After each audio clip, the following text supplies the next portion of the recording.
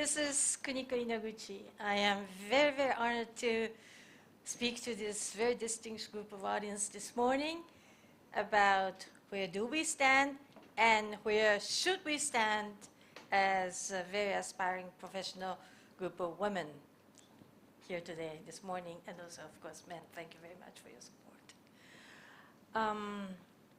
I was the first gender equality minister. Prime Minister Koizumi appointed me to the position in 2005. But before I took up my political career or my service as lawmaker, I have always been an academic. I taught political science at Sophia University in Tokyo for many, many years. And at one time, I took leave of absence from academia and served as ambassador in Geneva for Disarmament, just as Patricia has introduced me right now.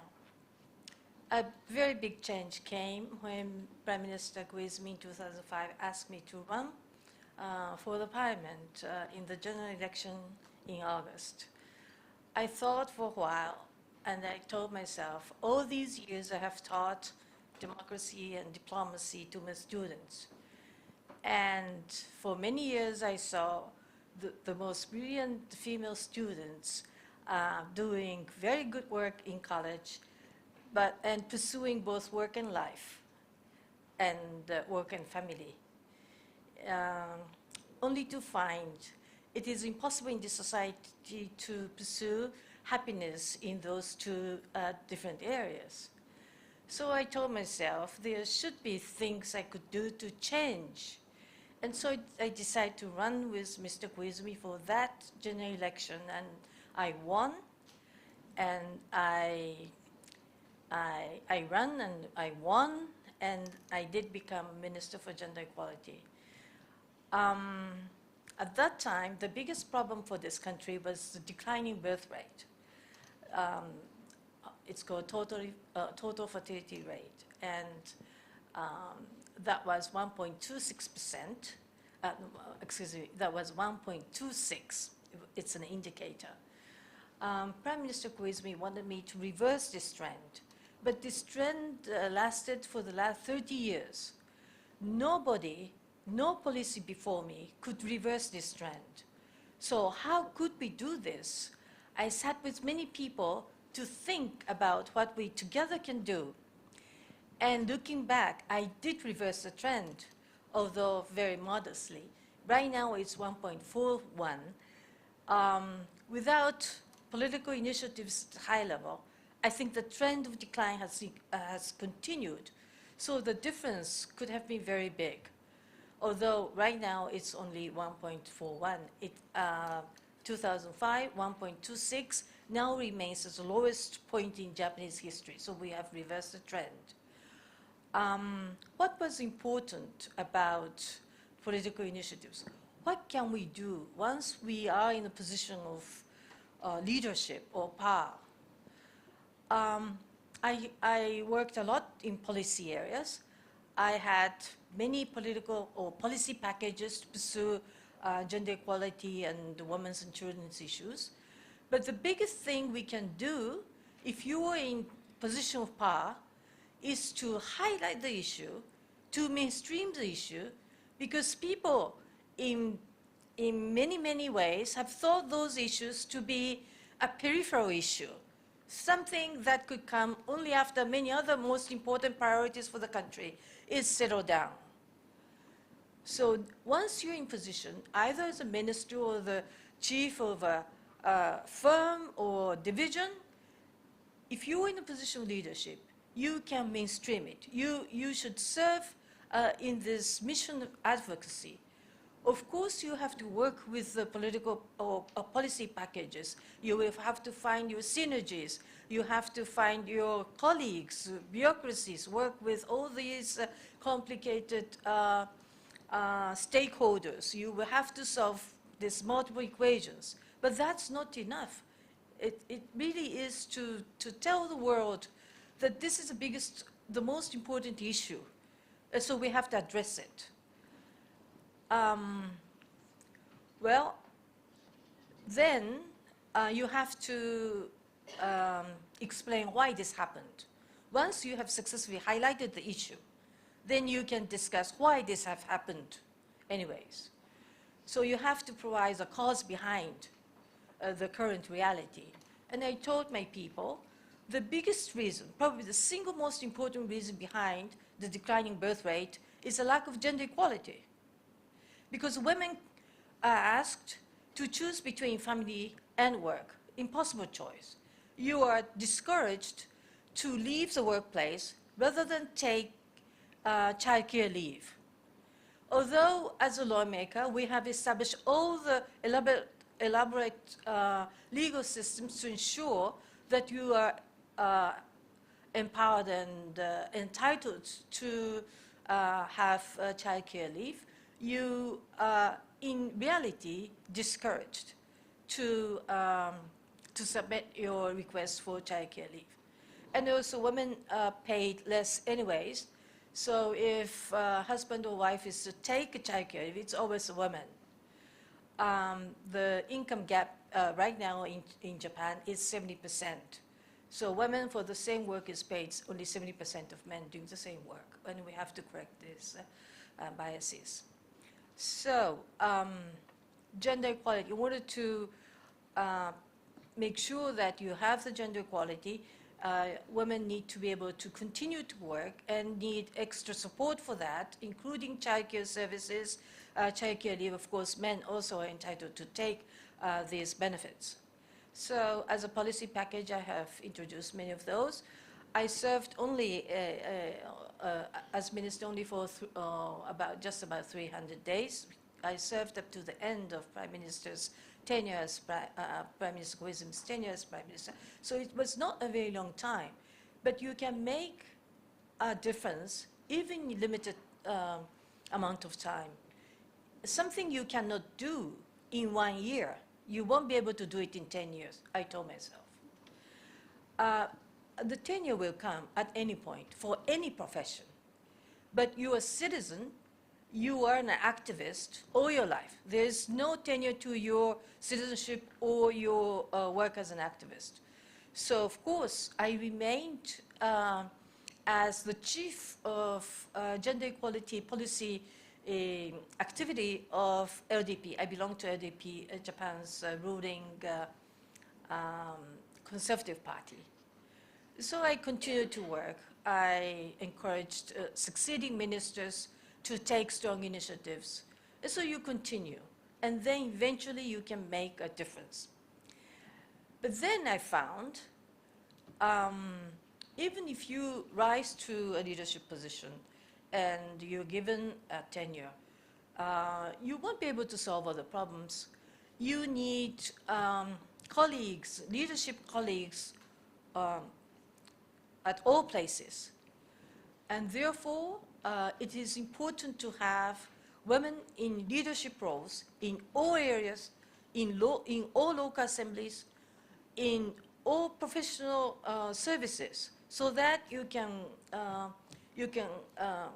consolidate power together. So I campaigned to increase the number of leadership position women in all professional areas, but it hasn't grown very rapidly. Most discouragingly, in political area, right now where we stand, Japan is very low in terms of women's number of parliamentarians. It is 8% for the lower house, the House of Representatives. It's 18% for the upper house, where I belong, because women made a very big advancement in the last upper house election we just had in July. So every time we have an election, we make progress. But the starting point is so low, and other countries are making such dramatic progress. If we just compare the number, if you just do the rankings globally, Japanese achievement in terms of parliamentarian participation, women ranks below 100. And so it's very serious and discouraging, but we nevertheless continue to make the effort.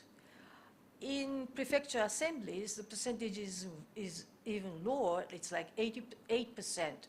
So the conservative, traditional, paternalistic views tend to remain in prefectural political situations, and the modernization tend to come from center. And that kind of traditional models of modernization still persist in this country, which is something that we may have to overcome. In many Western countries, percentage of women in assemblies starts with local assemblies and finally gets all the way to the Senate. But the trend is a little bit different.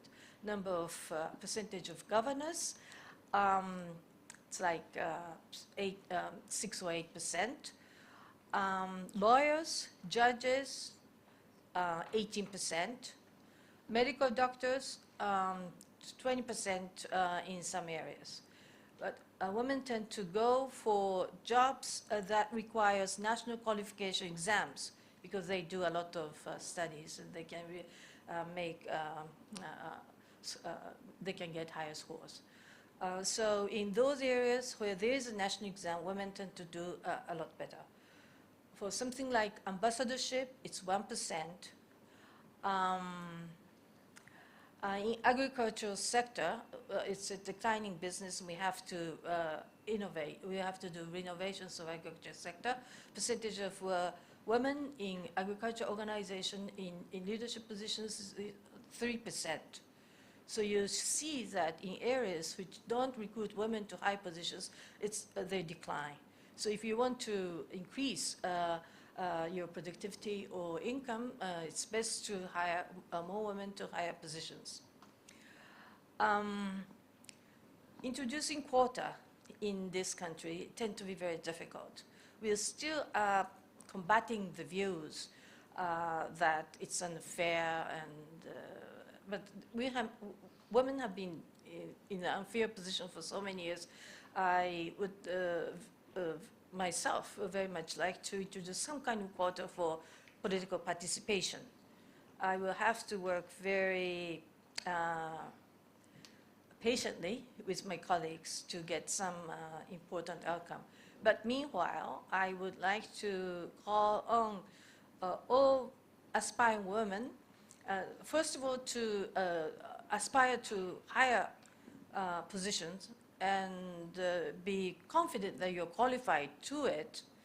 And I hope women, friends, colleagues will support that.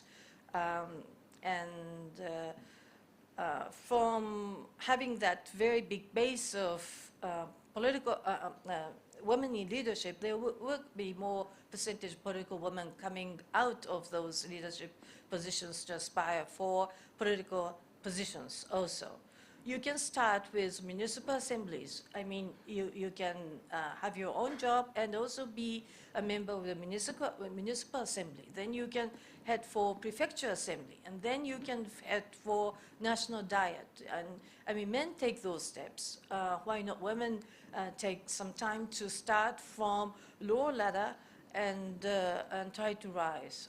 I myself didn't do this process. I started out, as I said, in different areas, in academia. But there could be a way for women to do something exactly that men usually do. Start with municipal assemblies if you want to become a national diet member. So we have a very long way to go, but we should never give up. And in my view, now we have this kind of growth here, but growth without women is no real growth. It's growth with a woman is facing what I would call a limit. It's a limit of growth. It's not only environmental issue. It's a limit of growth. If you simply have a growth model without having enough women.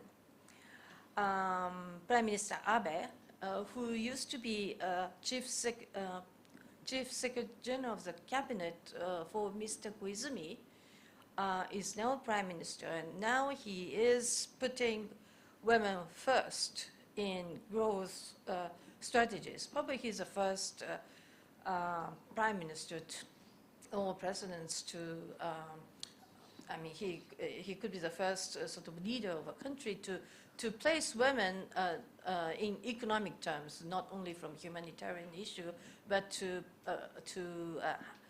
place women's issue as an economic factor, because he sees the limits of growth of this country without utilizing women's capabilities. Development without women, it is a kind of underdevelopment. Underdevelopment in the 20th century used to be about North and South. Now, underdevelopment in the 21st century is a development without inclusiveness. It's a development without diversity. It's a development without tolerance. And you can start with half of your population women and see whether you can really develop your sense of tolerance, diversity, inclusiveness by including women to top positions in all kinds of activities: politics, economics, civil society, academia. So let us go to where we should go. I have explained more or less the difficulties we are in. No matter how many child care centers I have established, more and more aspiring women are asking for more. So we have a long waiting list, but Mr. Abe, Prime Minister, is determined to make zero waiting lists for child care. He's determined to make sure that more men, husbands, can take child care leaves. There will be subsidies given to civil society organizations helping working women, working mothers, and children in need of help. So the focus is there, and I hope we can take this opportunity with Prime Minister Abe, who was the Secretary General for Koizumi, to finally finish this agenda of where we should go and where we should stand. And I want to be a part of this movement. I think we all should find ownership and see where we are and what one can do. And those people who are here in this room today, I mean on Saturday morning, each of you are in position of leadership.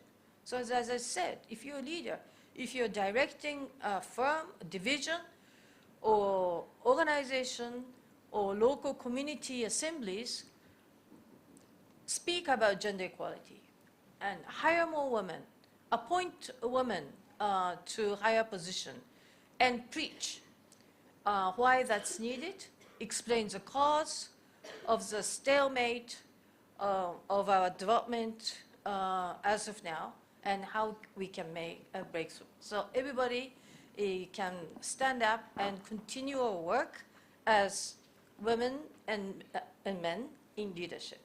So thank you very much.